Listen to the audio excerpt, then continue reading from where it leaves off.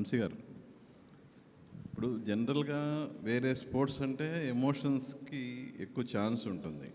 అంటే ఆట ఆడేటప్పుడు దెబ్బలు తాగటం కానీ అటువంటి కొంచెం ఎక్కువ స్కోప్ ఉంటుంది. బట్ వాలీబాల్కి ఆ ఛాన్స్ లేదు.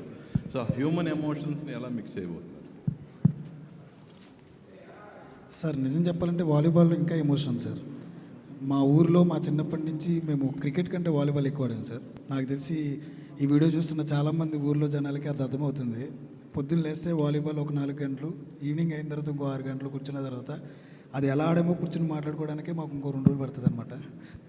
అలాంటి ఆట ఇది ఈ ఊర్లోనే కాదు, ఎక్కడికి వెళ్ళినా కానీ వాలీబాల్ అనేది ప్రతి ఊరిలో ప్రతి వీధిలో కూడా ఉంటుంది. అదొకటి గురించి పక్కన పెడితే ఇది ఒక స్పోర్ట్స్ డ్రామా మాత్రమే కాదు సార్, ఒక విలేజ్ డ్రామా.